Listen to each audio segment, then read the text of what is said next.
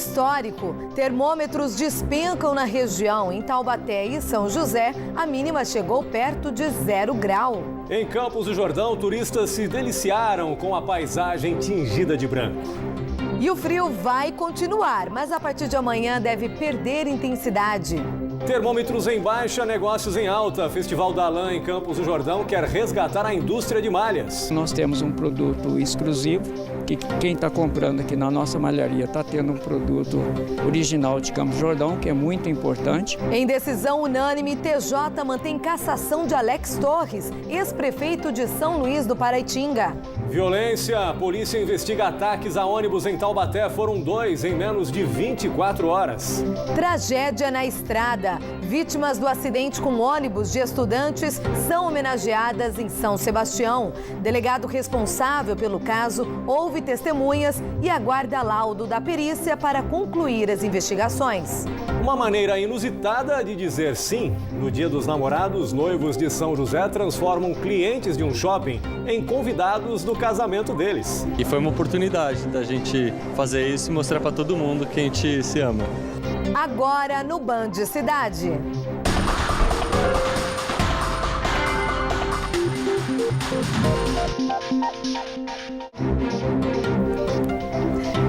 Olá, muito boa noite. Boa noite. A semana começou congelante. Foi difícil acordar cedo hoje para trabalhar. Foi mesmo. Tomar banho, então, haja coragem, né, gente? Foi o dia mais frio do ano no estado. Aqui na região, São José dos Campos registrou 1 grau no início da manhã, o que não acontecia há 16 anos. E em Taubaté, os termômetros registraram 1,7 grau, a menor temperatura em 24 anos. Resultado da forte massa de ar polar que está sobre o centro-sul do país. Houve geadas na Serra da Mantiqueira e também, acredite, em cidades do Vale. Em Redenção da Serra, a temperatura caiu abaixo de 0. No final da madrugada, carros já estavam cobertos com uma fina camada de gelo. E quando amanheceu, as pessoas puderam ver a intensidade do frio, com as áreas verdes tingidas de branco. Em Catuçaba, distrito de São Luís do Paraitinga, o frio também foi de rachar. A segunda-feira começou com névoa e o sol preguiçoso demorou a sair. Na Serra da Mantiqueira também geou. Em São Bento do Sapucaí, o gelo até mudou a cor dos veículos estacionados na rua. E em Campos do Jordão, a paisagem se transformou com a forte geada que atingiu a cidade no fim de semana. Em Capivari, os jardins e parques ganharam um novo tom que deu à cidade um clima ainda mais europeu. A mínima ontem foi de 1,8 grau negativo. Mas alguns termômetros públicos registraram menos 4 graus.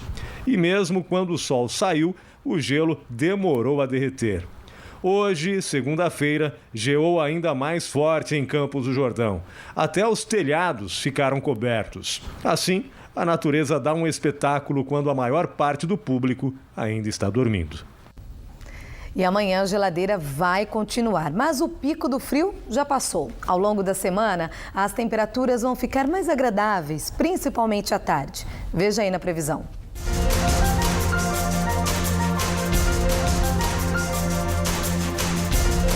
Na Serra da Mantiqueira, essa reta final do outono continua com cara de inverno.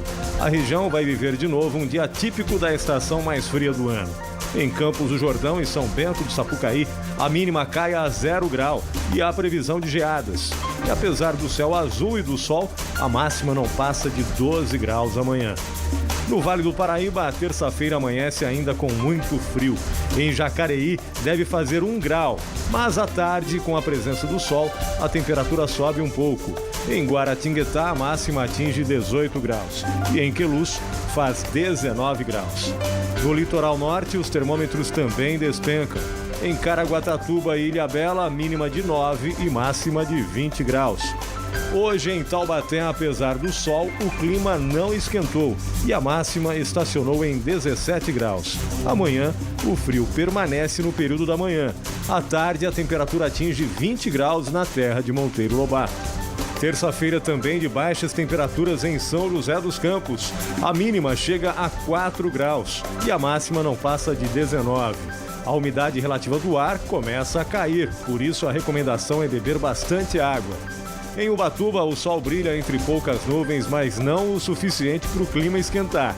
Os termômetros oscilam entre 12 e 22 graus, com ondas de 2,5 metros de altura e ventos de 3 quilômetros por hora. Taubaté confirmou 2 mortes por H1N1. Segundo a vigilância epidemiológica, as vítimas foram uma mulher de 50 anos, que morreu no dia 13 de abril, e um idoso de 76 anos, que morreu no dia 28 do mesmo mês. 7 pacientes de Taubaté estão internados com suspeitas da doença.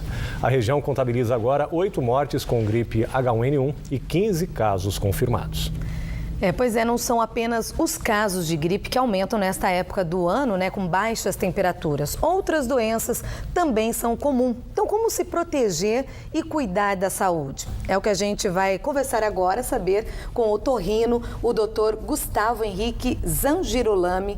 Boa noite, doutor. Muito obrigada pela presença. Eu que agradeço, muito obrigado. Doutor, explica pra gente por que o sistema respiratório costuma ser o mais prejudicado com essas doenças, né? Com certeza, né? Os momentos de frio, eles são bastante prejudiciais para as vias aéreas, tanto superiores quanto as vias aéreas inferiores. Primeiro pela mudança brusca da climatologia, né? E isso atrapalha a função dos cílios, são estruturas muito importantes para a varredura da secreção, tanto no nariz quanto na região do pulmão, né? Então o frio realmente causa muitos danos sérios à região das vias aéreas. E quais são as doenças mais comuns nessa época do ano, doutor? Sem dúvida nenhuma, a gripe, eu acho que é a principal doença comum, né? A gripe pode ser causada por diversos vírus, né? A gente está hoje com H1N1 em alta, mas são diversos vírus que podem ser causadores de gripe. Os quadros de rinocinusite aguda, viral ou bacteriana também é muito comum.